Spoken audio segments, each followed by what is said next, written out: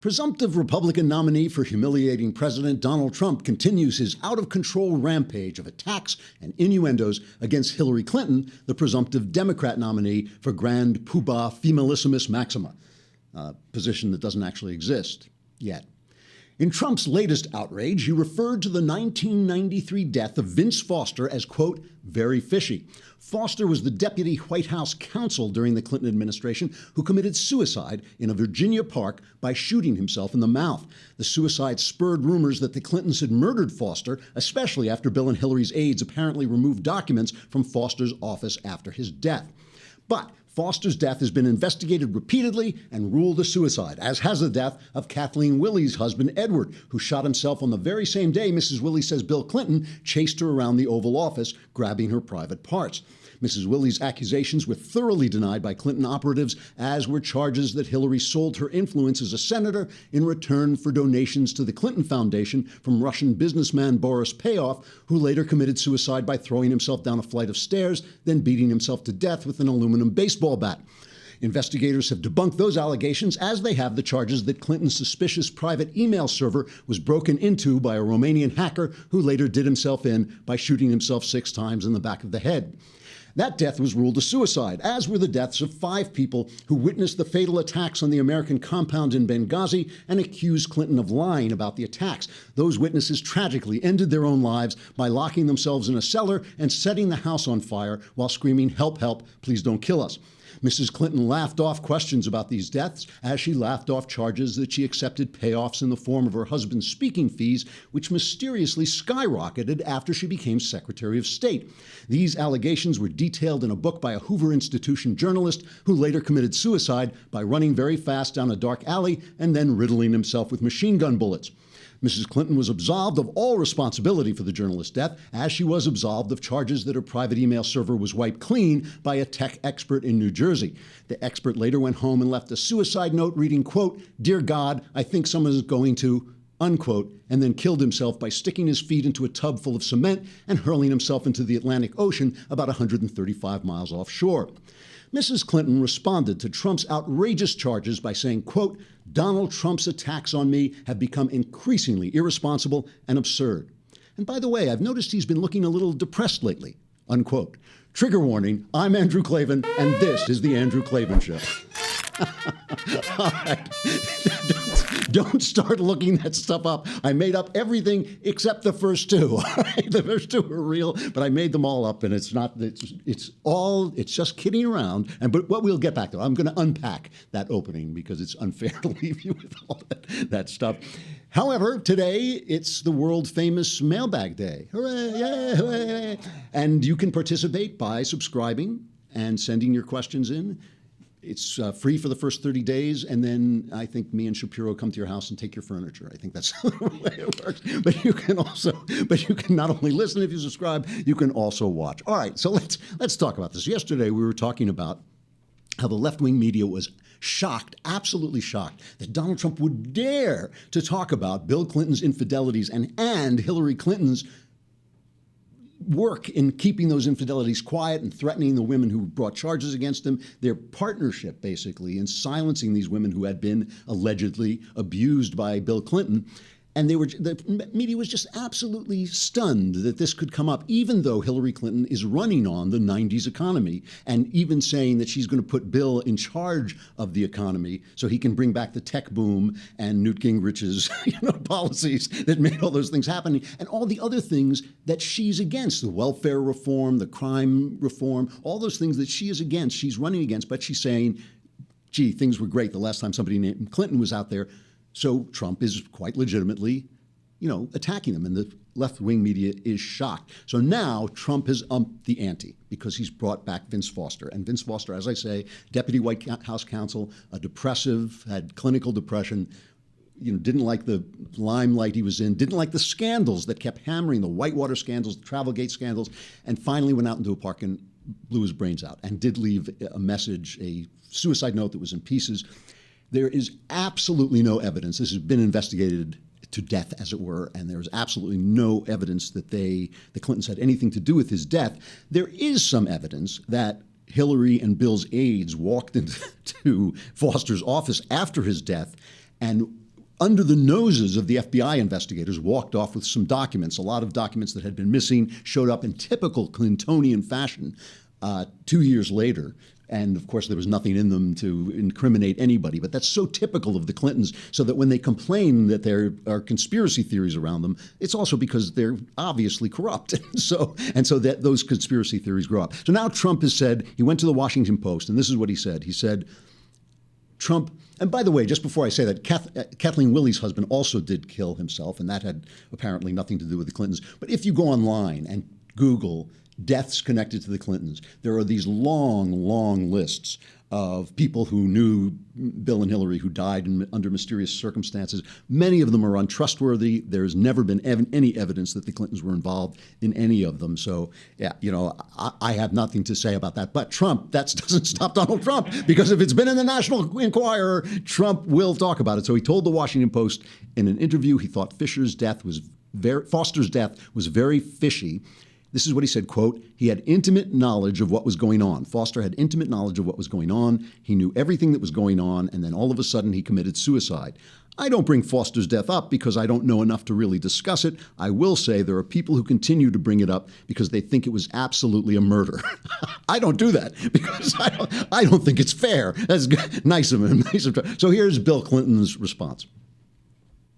This is just a replay of the same old 92 playbook. Believe it or not, I went through the same thing we're doing today. Heck, some of those right-wingers were sending videos out accusing me of murder. So why would they accuse me of anything? I was, there's a vast right-wing conspiracy that accused them of sleeping with Monica Lewinsky. Oops, that's so. I mean, you lie enough, and the stuff starts to stick. But don't forget, Donald Trump is the same guy who accused Ted Cruz's father of essentially killing JFK. So any stupid story that swims by, and when he was challenged on it, was like, hey, it was in the National Enquirer. It's a good paper. I mean, it's like, I saw it on a bathroom wall. How could it be untrue? So Trump is the same guy. And I know it's much more fun when he's doing it to them than when he's doing it to our guys. But he's a terrible person. He'll say anything, However, I just want to point out that he is handling his post-presumptive nomination, really, really well. His strategy has been very, very good. It's all working. He's solidifying his support in the GOP much faster than the media thought he was going to do. The thing with the judge selections, even though it's all ridiculous, he never saw that list of judges until he was on TV with Hannity and going, yeah, there's some guy I've heard of, but it's all been very clever and it's all working. But the media is just reeling in shock that he would say any of this stuff. We played this clip yesterday of Chris Cuomo. I just want to play just a little bit of it today, just one little piece of it, where Cuomo is objecting to Trump's spokesman about Trump bringing up Bill's affairs. Listen to this. If you are not a sexist, what you usually say is, I'm not a sexist. Here's all the things that prove that I'm not. Here are all the beautiful things, the beautiful women in my life. Which Mr. Trump has done many times. You don't turn around and say, actually, you're the sexist. If you call me a sexist, I call you a sexist. Seems juvenile. This is Chris Cuomo, Democrat hack, explaining to Trump's operative how it's supposed to work. We do the attacking. We, the left-wing media, do the attacking. You get on defense and then we move on to the next attack before you can even defend yourself. It worked with Mitt Romney. That's how we did it with Mitt Romney. We accused him of bullying somebody in high school. We accused him of abusing his dog. We accused him of having a war on women. And he kept saying, no, I didn't do that. You don't attack us. What the hell's wrong with you? We're the mainstream media. You don't attack us. So here's the New York Times saying the same thing. As Donald Trump, and you can tell how scared they are of this guy because this is all that's in the New York Times. As Donald Trump pushes conspiracy theories, says the New York Times, this is the headline, right-wing media gets its wish. Ever since talk radio, cable news, and the internet emerged in the 1990s as potent political forces on the right, Republicans have used those media to attack their opponents through a now familiar two-step. Political operatives would secretly place damaging information with friendly outlets like the Drudge Report and Fox News, and with radio hosts like Rush Limbaugh, and then they would work to get the same information absorbed into the mainstream media. Candidates themselves would avoid being seen slinging mud if possible, so as to avoid coming across as undignified or desperate. Yet, by personally broaching topics like Bill Clinton's marital indiscretions and the conspiracy theory surrounding the suicide of Vince Foster, a Clinton White House aide, a Clinton White House aide, Donald Trump is again defying the norms of presidential politics and fashioning his own outrageous style, one that has little use for a middleman, let alone usual ideas about dignity. Okay, just to put this in context, right? This is the same newspaper that a week ago ran 20 pages of information proving beyond a shadow of a doubt that Donald Trump was a billionaire heterosexual, which is shocking to the Times on both, counts, that A, he has a lot of money, and B, he sleeps with women. That's what they proved. And the women came out and said, no, we kind of liked it. It was fine. He was nice. We had a good time. And the New York Times just blows up in the New York Times' face. And now they're telling us, how awful. And they continue to run these pieces. Yesterday was David Brooks. Why does everybody hate Hillary? It's because she works too hard. She works too hard. Somebody, I thought when I saw this, that's like the interview where you go in, the job interview, and they say, "What's your biggest flaw?" And I'm too dedicated to the company. I work too hard. That's the thing. They did it again today. Today they have another one. An absolute gem from Thomas Edsall. He says, "How could a candidate with as much baggage as Trump be neck and neck with one of the most admired, best credentialed, and most broadly experienced nominees in the history of the Democratic Party?" It's like these guys have not got a clue. See, when the Times singles out the right-wing media, they leave out the fact that they're the left-wing media. They don't think they are. They think, I have heard this again and again. I have seen New York Times editors going, no. We're an urban newspaper, so we're tolerant of gays and we have, those values, but we report the news utterly straight. I mean, these are the guys who blamed George W. Bush for starting a hurricane that destroyed New Orleans. I mean, this is like, do you remember that? That was the turning point in the Bush administration. That was when they had been throwing these phony scandals, these non-scandal scandals. In the Nixon administration, they had non-denial denials. In the George W. Bush administration, they had non-scandal scandals, one after another, but they never tagged him until they got all those things on TV with people suffering in New Orleans and guys saying George W. Bush hates black people and all this stuff. Listen to this from National Review. Just remember what that was like. Because I remember I was out of town. I was in Hawaii when the hurricane hit New Orleans, and I read the New York Times, which at the time I would never have done. And I thought, wow, this is like hate speech. It's like the things they're saying about George W. Bush are hateful. Listen to this from National Review. Virtually all of the gripping stories from Katrina were untrue. All of those stories about, in Paula Zahn's words, bands of rapists going block to block, not true. Tales of snipers firing on medevac helicopters, bogus. The yarns peddled on Oprah Winfrey by New Orleans Mayor Ray Nagin and the New Orleans police chief that little babies were getting raped in the Superdome and that the bodies of the murdered were piling up, completely false. The stories about poor blacks dying in comparatively huge numbers because American society left them behind, nah. While most outlets limited themselves to taking Nagin's estimate of 10,000 dead at face value, editor and publisher, the watchdog of the media, ran the headline, "Mortuary Director Tells Local Paper 40,000 could be lost in the hurricane." In all of Louisiana, not just New Orleans, the total dead from Katrina was roughly 1,500. Blacks did not die disproportionately, nor did the poor. In fact, it was the other way around in terms of blacks. It was a little disproportionate non-blacks. The only group truly singled out in terms of mortality was, as always, the elderly. This barely captures how badly the press bungled Katrina coverage, and yet an ubiquitous media chorus claims simultaneously that Katrina was Bush's worst hour and the press's best. So when the New York Times talks about this pattern of right-wing politicians slipping news to the Drudge Report, it's because the Drudge Report was the only person who would report the news. They were the only guys who would report Bill Clinton stooping Monica Lewinsky in our Oval Office that we pay for. Any other chief executive in America fired. Any other chief executive in America caught with a young girl like that in his office, in the board of directors, tosses him out. So this is the thing. They're so shocked because they don't realize that they have lied and lost their credibility with all of us. So what's really interesting about this is just take a look at two clips from yesterday: Hillary Clinton and Donald Trump. Now, outside the Donald Trump rally, right, there's this riot going on, essentially. These guys starting all kinds of trouble, mostly Latinos, with suspiciously printed signs that looked like they had been made in a factory. So these were not guys writing on cardboard boxes. This was an organized rally. Meanwhile, Milo Yiannopoulos is talking at a college and people are storming. Anyone who's talking for Trump is getting stormed and violent. take a look at the two candidates. Take a look at Hillary first. She's trying to hit back at Trump kind of weakly. But we're not talking about any ordinary anti-union, anti-worker Republican. A lot of Republicans themselves say Donald Trump is a disaster waiting to happen to America. What little we know of his economic policies would be running up our debt, starting trade wars, letting Wall Street run wild. All of that could cause another crash and devastate working families and our country. Trump economics is a recipe for lower wages, fewer jobs, more debt. He could bankrupt America like he's bankrupted his companies.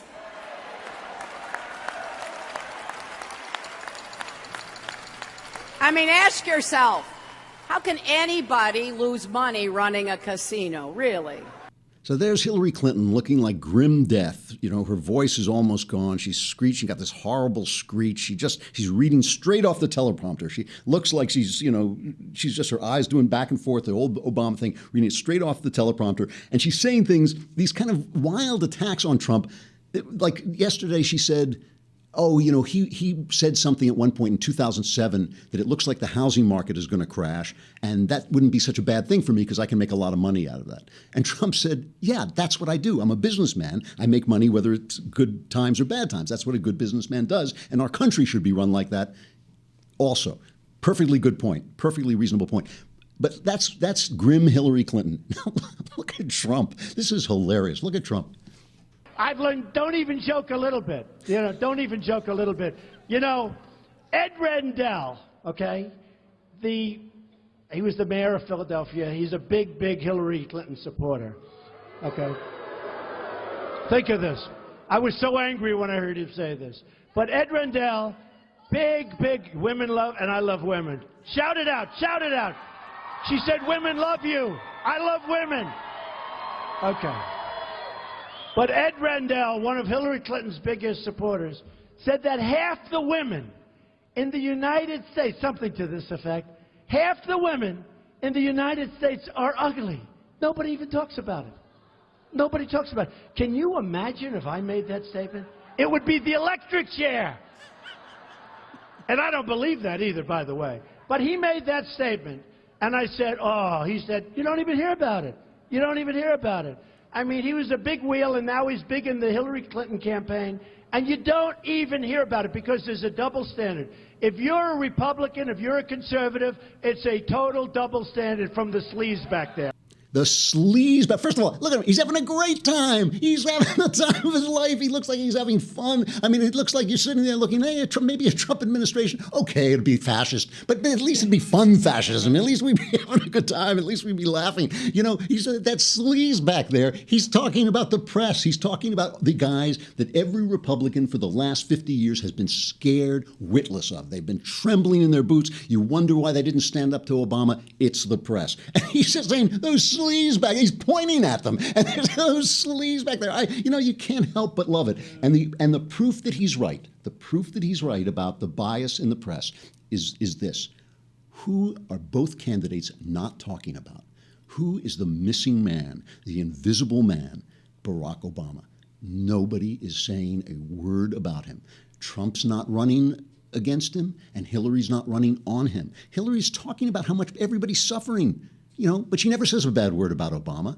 Today in the Wall Street Journal, for the first time in the modern era, young adults are more likely to live with their parents than with a spouse or partner, according to a new study by Pew Research Center. Young men, these are college graduates, are living at home because they don't have good jobs. Nobody has good jobs. They keep quoting that stupid, unemployment has dropped to 5%. But these are not the same jobs that disappeared. This is a suffering economy. Any economy would have bounced back after the crash in 2008. But he has made sure that that's a terrible economy. Here's a piece in the Wall Street Journal by Marco Rubio about Obamacare, the one piece of big legislation which by hook and by crook Obama forced through. The evidence keeps mounting, Rubio says. 6 years after being signed into law, Obamacare is a costly and unsustainable disaster. Look at what has happened in the past month alone. A federal court ruled that the Obama administration violated the law by spending money on Obamacare subsidies without an appropriation from Congress. They're just keeping the thing afloat by illegally throwing throwing our money at it. In Florida, 15 health insurers are seeking an average increase in premiums of 17.7% increase in premiums for 2017. The continued rating of Medicare Advantage. Obamacare was projected in 2012 to cut $156 billion from the program over a decade. It hurts many seniors in my home state and nationwide. The health law's sweeping mandates continue to target faith-based organizations like the Nuns of the Little Sisters of the Poor. On and on, okay? So here's a piece. There was a novel by Ralph Ellison, a famous novel about the black man in America called Invisible Man. Barack Obama is the invisible man. He is the invisible man. Everybody loves him, but everything he's done has gone bad. I mean, the guy has been a total incompetent. And there's a piece in the Wall Street Journal a couple of days ago, last week I think it was, where he says, how did he get away with this? How did he get away with it? And he says, Mr. Obama is able to avoid being a target.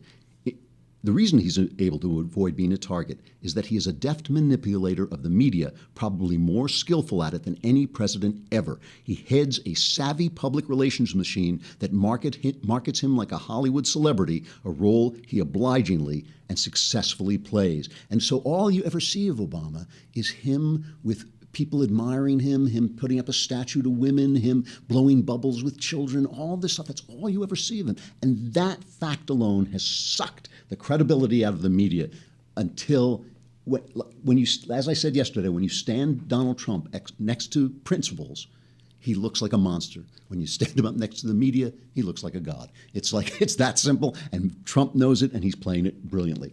The mailbag. Time for the mailbag. We got a lot of questions this time about religion, so I'm kind of going to weave a couple of them together. Here's one from John. It says, how do you and Ben connect when it comes to religion? We just punch each other. That's what, no. How do you and Ben connect when it comes to religion? Since you're now a Christian and he practices Judaism, what fundamental differences do you two not agree on? And it says, P.S. I love the show, and I bought two of your books from Amazon. That's how you get in. This is like the Bill O'Reilly show. You have to buy my books, and then I answer your questions. Look, I obviously can't speak for Ben. Religion is so different from the inside than it is from the outside that usually when you're talking about another guy's religion, you're talking garbage. You really don't know what he's going through. Obviously, I was born and raised a Jew, but I was born and raised not a secular Jew, but it was a very weird story. You can read all about it in my book. I hope you will pre-order my book, The Great Good Thing, A Secular Jew Comes to Faith in Christ. And of course, Ben, he looks at that story as a sad story. I look at it as a happy story. I found faith in Christ, salvation, happiness, joy in knowing Jesus. But to Ben, I was lost to Judaism because of my upbringing and because of the way I was raised. What I can say about my faith, because my faith is kind of eccentric, even in Christianity, is I don't believe Christianity is a religion. I believe it's a relationship. I believe everything that Christians do should be looked at as a visual aid, a memory aid, a sensory aid to getting to know Jesus Christ. And the reason we want to get to know Jesus Christ is he is all of God that we can know. There is a God the Father who is incomprehensible. And when you talk to that amorphous God, that empty room, I think you start to worship yourself. I think that God takes on traits of your father, takes on traits of your mother, takes on traits of you, and pretty soon you're worshiping the world. Jesus gives you a way to communicate through another human being with the divine. And that relationship, everything else is just built to hone that relationship. Even the Bible keeps you from turning Jesus into yourself. The Bible reminds you what he said, who he was, what he did, and that's how you get to know him better. There's nothing you can do to win God's salvation in Christianity. There's nothing to do. There's no rules. There's not. Everybody who says, don't do this, don't do that, that's fine. And the traditions are important. The traditions help you to get to know him. But basically, this is for me about a relationship with God. And when I look back, I think it's been 12 years now since I was baptized. When I look at those 12 years and how that relationship has progressed, sometimes through church, sometimes through scripture, often through prayer, a lot of by reading. You can't do it on your own because then you're just talking to yourself. All those things that have developed that relationship. When I look back, what I find over those 12 years is that I am now more myself than I ever have been. It's a bizarre, bizarre thing. All this garbage has fallen off me. It's really amazing. You know, when you look, there's a wonderful story in the Narnia book about one of the Narnia books about a little boy who turns into a dragon, and he keeps trying to pull his dragon skin off so he can become a boy again, but he just keeps growing back. And finally, Aslan, the Christ-like lion, just rips it off him. And it's excruciating, but he rips the scales off and he becomes a human being. And that has been pretty much my experience, that up until that moment, I did everything I could. I meditated, I used therapy, and all those things were really helpful. But the skin kept growing back. But something about knowing Christ is transformative. And I'm not preaching to you, I'm just telling you my experience. And that is the relationship that Judaism doesn't contain. It has all kinds of other ways of dealing with God. You know, the Jews are a chosen people, a special people in their relationship with God. God doesn't break his promises. He doesn't say, I'm going to do this for you, and then walk away. Oh, Jesus has come, that the deal is off. I don't believe that at all. I don't believe the notion that, I write about this a lot in The Great Good Thing, this notion that the Jews killed Christ. That's not even an English sentence to me. You know, that's like saying the whites held slaves. It's like saying the blacks rioted in Los Angeles. You know, some guy who didn't do it, who wasn't there, who was on the other side coast, you know, rioted in Los Angeles because he was black. It just doesn't make sense to me. I do explain what I think that means in my book.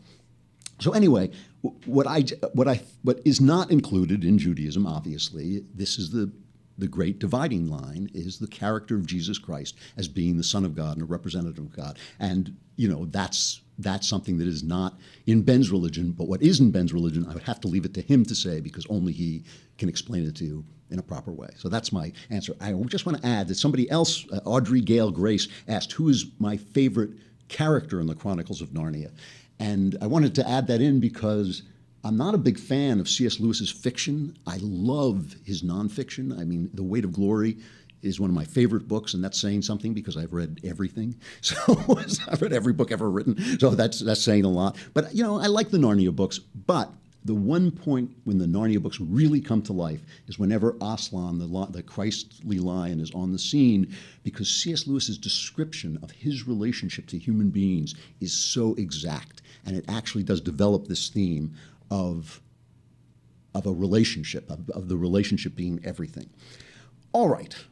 That's what I had to say about religion. I hope that made some kind of sense. I'll go through a couple of quick ones. I'm running out of time. Here's a guy, this does sound like Bill O'Reilly, but he says, I just finished reading your Homelander series and they were great, and he's looking for more books for kids with good values. This is from Jake. I will advertise that I have other books for kids that are the same, a series called Mind War, a couple of books called Crazy Dangerous, If We Survive, Nightmare City, but also take a look at older books. You know, look at 101 Dalmatians, Shane, the Western, if you have a boy. I read that book 5 times when I was a boy. It's a great, great Western. The Hunger Games is a good series. It actually is, you know, it's not just a bestseller, it's actually good. And Harry Potter, also a good series. I noticed that you and Ben often use the same clips in your podcast. Is that on purpose? Asks Mary. No, it's not. It's simply that there's not really that much news in any given day. And, you know, we're just going to the same sources, and that's basically the stuff that's there. And some of it, you know, the guys are cutting the clips, and if they already have the clip and Ben says, I want to hear from that guy, they throw in the same clip. So it's not on purpose. I got to stop. I didn't leave myself enough time, but we'll come back. There were some questions I'd like to come back to. Stuff I like.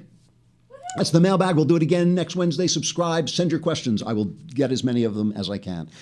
So this has been Ancient Greeks, and I'll come back and do the Ancient Romans another time because they have a lot of stuff that is formative too. But I just think these are things that I wanted to recommend. I recommended the Pericles' funeral oration from Thucydides, Plato's Apology of Socrates. And the reason I'm recommending these things is because they're easy reads. They're good reads. I'm not sending you like, you know, crazy stuff that'd be hard to read. And they are what you are. You think what you think, because these books existed, because people wrote these books. And another one, and this is just as entertaining as it gets, there's a book of history, the father of history, he's called Herodotus. He wrote what is assumed to be kind of one of the earliest real histories. And in Herodotus, if you don't want to read I love this book. I read it a long time ago, but I loved every page. But it's like 800 pages long. But if you don't want to read every page, read books 6 and 7 of the histories, which includes the Battle of Marathon, the famous battle where the Persians invaded. They were way outnumbered the Greeks, and the Greeks went out and fought them at Marathon. And there's a famous legend that's actually not in Herodotus. It's misremembered from Herodotus. It's in Plutarch, that a guy went running from the battlefield of Marathon, the 25 miles to Athens, to announce the victory, and that's how we get the marathon that's 24 point something miles. It's the distance from Marathon to Athens. The next chapter involves the story of Leonidas at the Battle of Thermopylae, the 300 who stand up against the next Persian invasion and stand in this little pass, the Pass of Fire. And we all remember it from the movie 300. Let's take a quick look at this scene from the movie 300. This is where we hold them! This is where we fight! This is where they die! And these shields, boys! Remember this day, man, for it will be yours for all time.